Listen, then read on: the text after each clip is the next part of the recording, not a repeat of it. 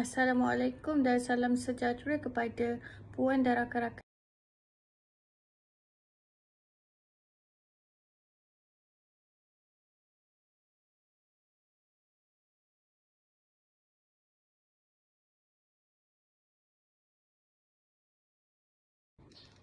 Ahli kumpulan kami terdiri daripada 5 orang, iaitu Nur Aziah binti Abdul Aziz, Farah Fidalis binti Nordin, Muhammad Azwa bin Muhammad Asri, Muhammad Zakwan bin Abdullah, Muhammad Hanif bin Mazin.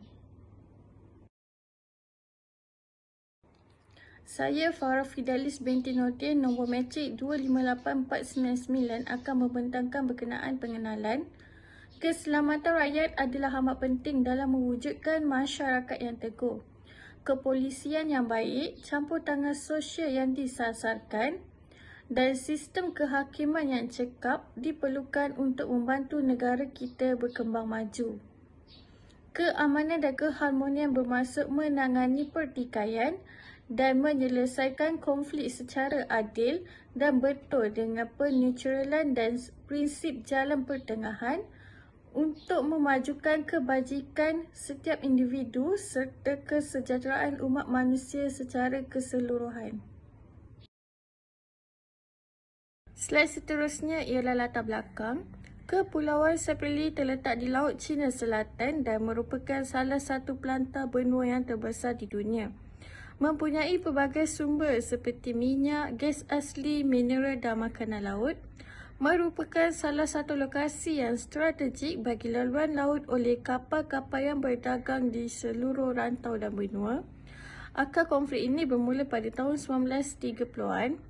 Walau bagaimanapun, tahun 1969 dipilih sebagai titik permulaan untuk analisis kerana ia adalah tahun konflik nyata mula meletus apabila minyak itu pertama kali ditemui di Kepulauan Spratly. Kepulauan Spratly dituntut secara keseluruhan atau sebahagian oleh Republik Rakyat Cina PRC, Republik China ROC/Taiwan, Filipina, Vietnam, Malaysia dan Brunei. Pada tahun 1978, Presiden Ferdinand Marcos mengeluarkan dekri yang menyenaraikan 3 asas hak sah Filipina ke atas wilayah itu, iaitu bersebelahan dengan Kepulauan Filipina, gelaran sejarah dan kehilangan tuntutan orang lain.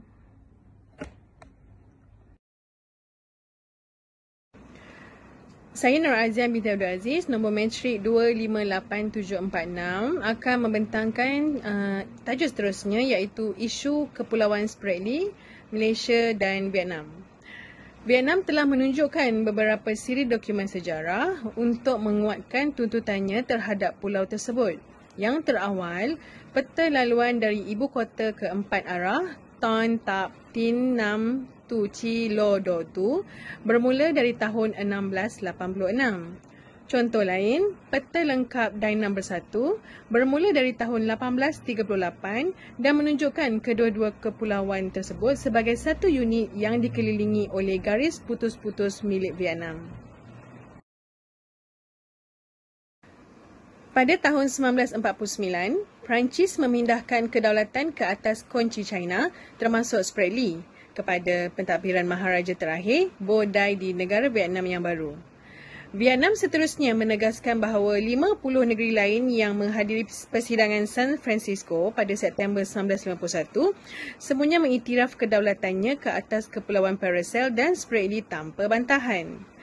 Kedaulatan ini dipindahkan kepada Kerajaan Vietnam Selatan dan kemudian selepas tahun 1975 kepada Kerajaan Vietnam Bersatu.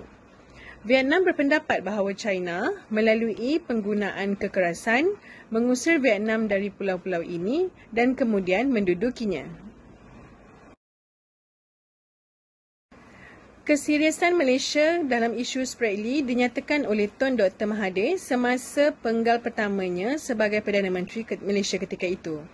Tun Dr. Mahathir juga telah memutuskan untuk menubuhkan stesen berawak di beberapa tempat di Laut Cina Selatan yang didakwa Malaysia.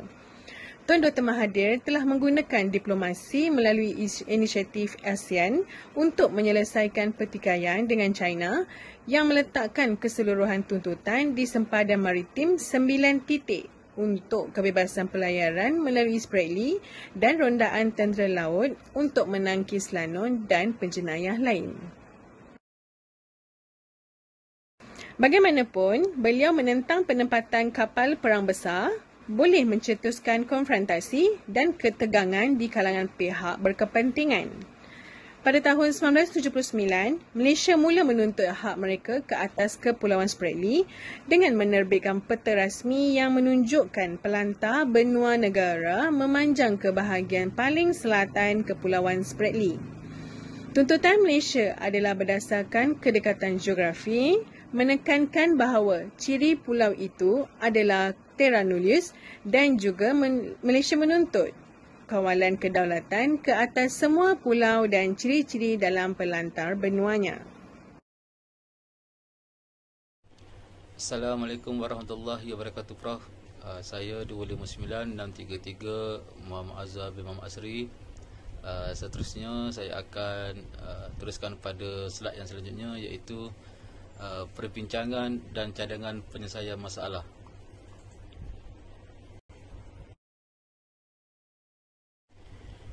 Kepulauan Spratly ini dianggap amat diperlukan oleh negara-negara di rantai ini kerana potensi sumber gas asli dan minyak yang terdapat di bawah kepulauan dasar laut tersebut. China menganggarkan bahawa kawasan Spratly mempunyai rezerv minyak dan gas asli sebanyak 17.7 bilion tan yang pada masa ini dianggap sebagai rezerv terbesar dunia. Tuntutan ke atas pulau-pulau ini bukan sahaja mempunyai aspek wilayah, akan tetapi ia juga persaingan keselamatan antara Amerika Syarikat dan China. Pertikaian Spratly ini bukan sahaja terhad kepada tuntutan wilayah, tetapi juga ianya melibatkan geostrategik yang agak besar. Pada November 1999, ASEAN bersetuju untuk merangka Kod Etika Serantau untuk mencegah konflik ke atas Kepulauan Spratly sebelum sidang kemuncak ASEAN di Manila. Filipina yang merangka sebagai besar kod yang dijadikan telah berusaha untuk menyelaraskan anggota ASEAN dalam pendirian yang sama menentang apa yang dilihatnya sebagai perluasan China di Spratly. China bersetuju untuk mengadakan perbincangan dengan negara-negara ASEAN, akan tetapi mereka tidak bersedia untuk menyetujui draft ASEAN tersebut. Assalamualaikum, saya Muhammad Zakwan bin Abdullah, nombor metrik 258711, akan menyambung perbincangan dan cadangan penyelesaian masalah pertikaian Pulau Spratly antara negara Malaysia dengan negara Vietnam. Bukti fotografi menunjukkan bahawa China telah memperluaskan pemasangan terumbu itu sejak tahun 1995 apabila ia mula membina apa yang dikatakan sebagai tempat perlindungan untuk nelayan. Negara-negara Asia Tenggara juga bimbang jika Beijing juga mengukuhkan tuntutannya ke atas sebahagian besar Laut China Selatan, menyeru agar sekatan dan mematuhi undang-undang antarabangsa secara ketat dalam pertemuan peringkat tinggi dengan China pada Januari 2000. Pada 4 November 2002, negara-negara ASEAN dan Kerajaan Republik Rakyat China telah mendatangani deklarasi perihal tertelaku pihak di Laut China Selatan. Pihak-pihak tersebut telah berjanji untuk mengawal diri dalam menjalankan aktiviti di Laut China Selatan yang mana akan merumitkan dan meningkatkan lagi pertikaian dan menjejaskan keamanan dan kestabilan. Pada September 2003, Filipina, China dan negara-negara penuntut lain di Kepulauan Spratly telah mendatangani deklarasi keamanan dan mempromosi pembangunan sumber di pulau-pulau yang dipertikaikan. Pengisytiharan itu ditandatangani pada persidangan Persatuan Parlimen untuk Keamanan Asia AAPP di Filipina. Pada Mac 2005, syarikat minyak negara China, Filipina dan Vietnam telah menandatangani perjanjian bersama untuk menjalankan eksperimen seismik marin di Kepulauan Spratly bagi tujuan ekonomi. Antara cadangan untuk meningkatkan pembangunan Kepulauan Spratly termasuklah mewujudkan taman laut, penubuhan Institut Sumber Marin Laut China Selatan, menjalankan tinjauan dan penilaian bersama potensi mineral dan hidrokarbon dan pelaksanaan langkah-langkah keselamatan dan pengawasan maritim. Assalamualaikum Doktor, nama saya Muhammad Hanif bin Mazin, nombor matrik 259603.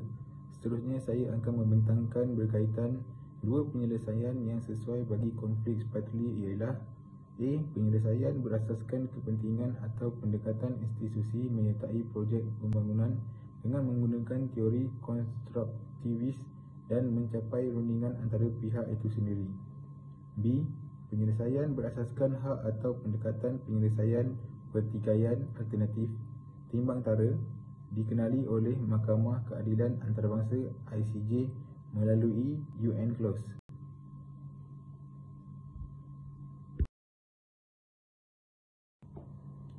Seterusnya, kesimpulan.